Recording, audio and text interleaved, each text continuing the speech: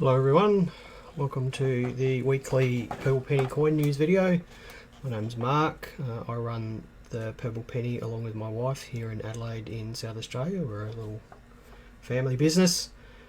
We have these videos live every week and have done so for about a year and a half now. We've got the halo look happening again today. I'm hoping that some lights will show up this week so that we can have a more evenly lit background back there, because even though I'd like to think I'm an angel, I'm certainly not, and the halo doesn't really fit me very well. So it was a short week obviously this week because of Australia Day. We were in here working all day. I was in here working all day Monday and Tuesday, and Canberra, Kathryn got back from Canberra on Tuesday evening, and she was in here all day on Australia Day getting all the packaging out. It has been very quiet this year because of the COVID stuff going on here in South Australia, and the first 2 weeks of this year were very quiet. I sort of had a guess that last week would be busier, and I was correct. We had a nice group of people coming in, buying things and selling things, bought some interesting stuff, sold some interesting stuff. So it was a much better week last week, despite it only being a short week. Now, let's have a look at the news for the week. The February RAM releases, of course, are happening on Thursday. Those of you who are not aware, we've got the 2 centenary of the CWA coins coming out. There's the aluminium bronze dollar and the selectively gold-plated silver proof version of that. There's the frontline workers rolls. The 2022 carded tooth fairy is coming out on Thursday. And then we've also got both of the baby sets, the mint set and the proof set. Despite last week us being told that the aluminium bronze version of the CWA coin would be delayed, everything showed up on Thursday. We've got our entire shipment on Thursday, so there will be nothing delayed, and we should have stock available on our website on Thursday morning of all the products apart from the silver version of the CWA coin. Very low mintage on that coin, so if you are able to get one of those, please do try to get hold of one. Now, I saw a police $2 paint error pop up on eBay last week. Now, those of you who aren't aware, a $2 paint error is where the paint is applied to the obverse of the coin rather than the reverse, the obverse being the head side, the reverse being the tail side. These errors have been around now for a little while, and there's perhaps been 20 of them cited. This one was of a police coin, which I think is about the 4th or 5th police coin.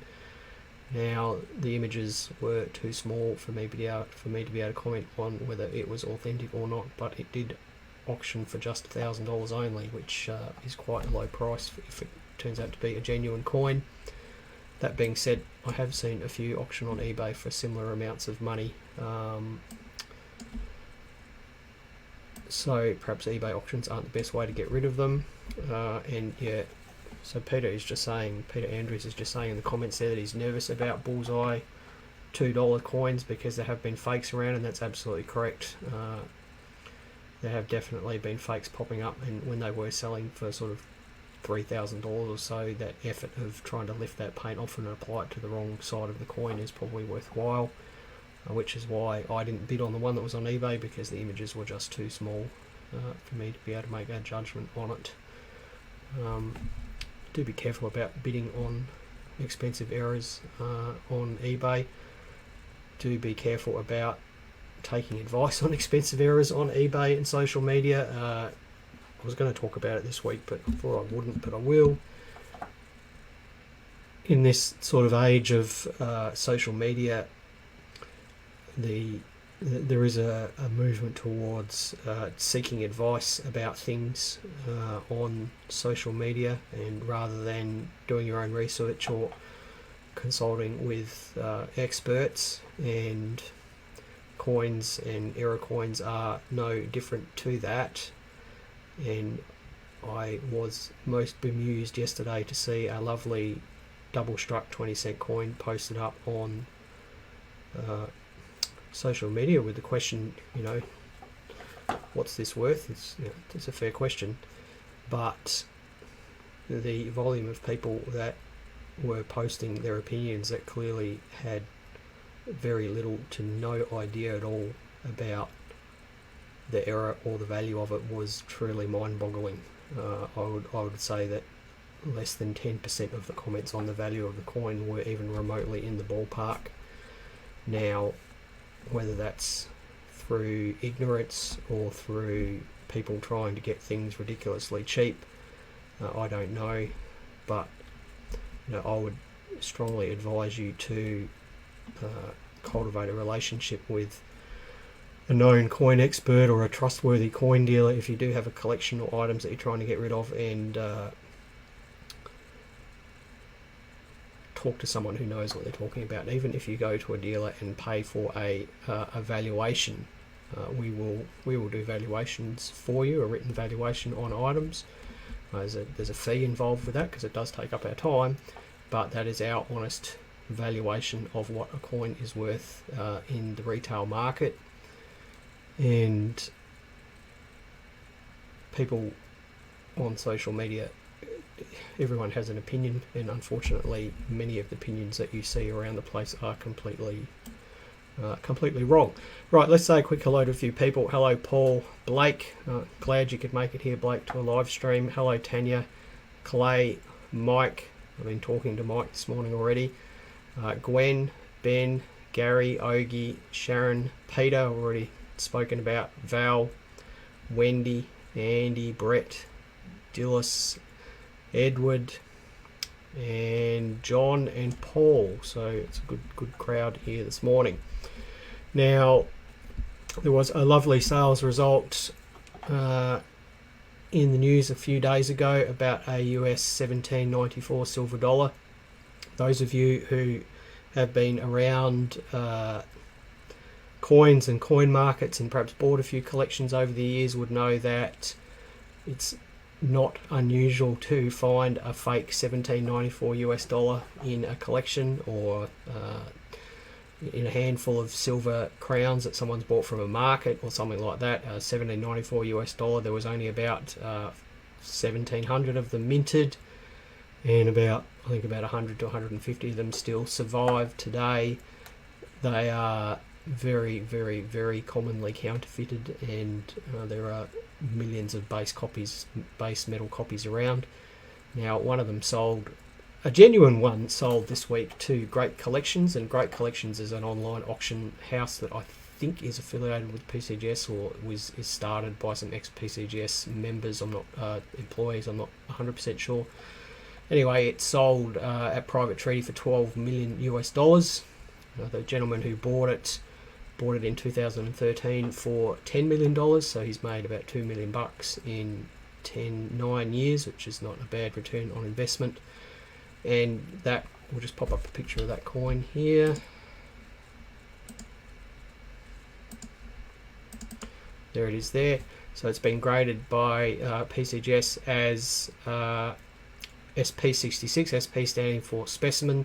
So the theory is that this coin could be the very first $17.94, so, and therefore the very first American silver dollar ever struck, because the details are completely sharp and the fields are mirror-like. And the theory is that perhaps this was struck to be given to someone very important in the US government, maybe even George Washington himself. And it is by far and away the finest known example of this coin type that is in existence, and it's quite a nice looking thing. The design is a bit crude, but it has the design has its charm. So there you go, $12 million US, not a bad price achieved for a coin at private treaty there, not bad at all.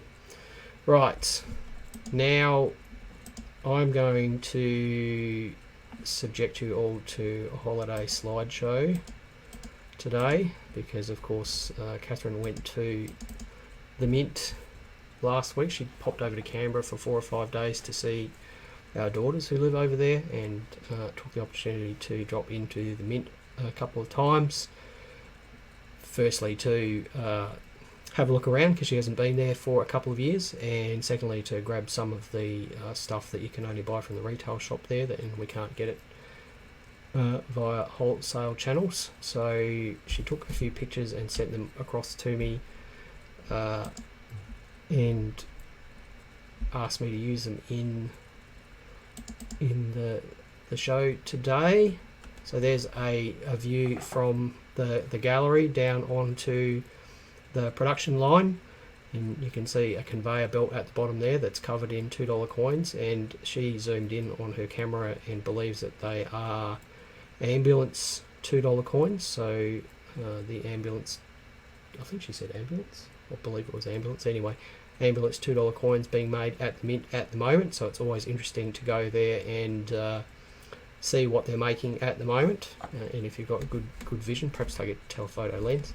If you've got good vision, you can see what they're actually doing. Now Titan, who is the robot there that you can see centre left of that photo, he handles, I should stop anthropomorphizing him, it handles the 44-gallon drums of coins, moves them around and fills them up and empties them, I believe. So there is actually this souvenir card that you can buy from the mint, which shows Titan there. He's the big orange robot in the middle there. It's always good when you go there and see him working, but he was obviously unwell that day and wasn't working that day. So thank you, Kathryn, for sharing that with us. Now this is an interesting one, and it's, oops, what have I done there? Coin news. There we go. This is an interesting one here. I've had to adjust the contrast on this. This is a large plaster of the Animalia coin. Now, those of you who have a little bit of knowledge of how coin design happens would know that sculptors would carve out their initial designs of coins on large plasters, and I've seen some of these plasters. They're quite big. They're 12 inches across. The sculptor would sit there and sculpt out the design on a plaster, and then those plasters would perhaps have lettering added to them or something like that, and then they would be reduced on a reducing lathe and cut into metal. Now that doesn't happen so much anymore because a lot of coin design these days is done digitally, and that means that the coin is designed in some sort of CAD program, and then the 3D geometry is used to cut the dies, well, perhaps the master dies directly. Now it appears with the Animalia design that it was probably partially hand designed and partially CAD designed. So here the Animalia design there, you can see the animals and things like that, but there's none of the lettering or denomination. So it perhaps this was 3D scanned into a computer, and then that geometry had all the lettering and whatnot added to it, and then that was used to produce the dies. We've actually got a email out to the mint at the moment to try and find out exactly what they did with that, because it would be good to find out that. Now the last picture that she had here is of the giant dinosaur coin, which is the Australinator in the gallery press. Now those of you who haven't been to the mint, you can, as you walk into the front door of the mint, on the left hand side as you go in, you have the opportunity to strike your own coin on one of two coin presses there that are in the gallery, and they have been known for a long time as the gallery presses, and the coin that you strike on the gallery press is the annual mintmark dollar. So this year it's the Australian dinosaurs and fish dinosaur, ichthyosaur, whatever it is, the fish version of dinosaurs coin. You can strike the first one usually on the 1st of January, and they run through till the end of the year, and then each year they put a different design in there. So Kathryn took the opportunity to strike a number of those coins, because you can't actually buy those through the wholesale channels, those gallery press coins. Now they are the same coin that is in the mintmark set, but they come with 5 different, I'm not sure if you can see that there, they come with 5 different cards. When you plug your money into the press to produce the coin, it spits out a minted coin, and it mints a coin for you and then gives you a card, and you've got no control over what card you get, you just get what you get. Now, I think there's one more here. So that's the 5 different cards with that Dinosaur C mintmark coin in it. And Kathryn very helpfully took a video of the coin press, and I'm hoping that this works. So let's give it a go. Right, so there we are, standing looking at the gallery press, and it's just press the coin, and the disc is indexing around, and it pops the coin and the card out there down the left hand conveyor belt, where you can grab it out of a slot. So there are 2 presses available, and if you're lucky, you do get to see you can distinguish between coins that come from the 2 presses. And when Kathryn was there, that was actually the case. There was a little blob of something or other stuck on one of the gallery presses, so there was a distinct difference between the 2 coins that they were striking. There was a dye fill on every coin that you got out of one press that made it quite different to the other press. It has happened before that these presses have actually malfunctioned during the day, and they've spat out error coins. So there was a number of dollar coins that had been struck multiple times in collar that the gallery presses spat out in the early 2010s. I can't remember the exact coin that it was. So if you are lucky, you might actually get an error out of one of those things, but you'd have to be incredibly lucky. Right, that's it for this week. I hope you enjoyed the holiday slideshow. It's perhaps not that numismatic, but vaguely coin oriented. Oh no, there's one more thing. So 2 years ago, when we had the Gold Rush mintmark dollar, we could get the loot bag from the mint, and the loot bag was a little bag that had some fake gold nuggets in it, and a circulating coin set. And then last year, the mintmark dollar was the centenary of the RAAF, and you could get the Zoom bag, which had a jigsaw puzzle and a coin set and something else that I can't remember. Anyway, this year we've got this puppy here. It's the Aussie Dino Discovery Egg. These are only available directly from the mint. I'm not sure if you can buy them through the website or not. We certainly can't get them wholesale. So I've got this lovely egg, and inside the egg is a little bag of current circulating coins. So 2022 designs, all the standard designs. So at the moment, if you want a 2022 Aboriginal Elder coin, that's the way to get it, out of that bag there. So if we just pop the egg open here, so you can see it pops open. This is really intended for kids. So we get the Aussie Dino Discovery flyer there. We get some, let me just put that over there. We get some dinosaur information cards, even though one of them's got a fish dinosaur. It's not technically a dinosaur, as everyone keeps pointing out to me. What else is in there? Oh, this is cool. A little fake fossil, so a little plaster coated fossil thing, and a couple of like a scraper and a brush, so your kid can scrape off the plaster and brush it off and discover a fossil inside there. And then you also get this cute medallion here, which is like a coloured medallion with Australian dinosaurs on one side. There we go, get a good picture of that. Australian dinosaurs on one side, and then a dinosaur scene with some coloration on the other side. So that's the Aussie Dino Discovery Egg that you can get from the Royal Australian Mint. I think it's primarily intended for children, but you get a few adults coming in here that want them because it's a good way of getting some uncirculated coins.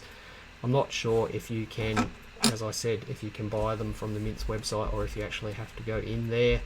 I should just say that in the Mint shop you could still buy the last 3 coloured Steam Power 50-cent pieces. They were still available.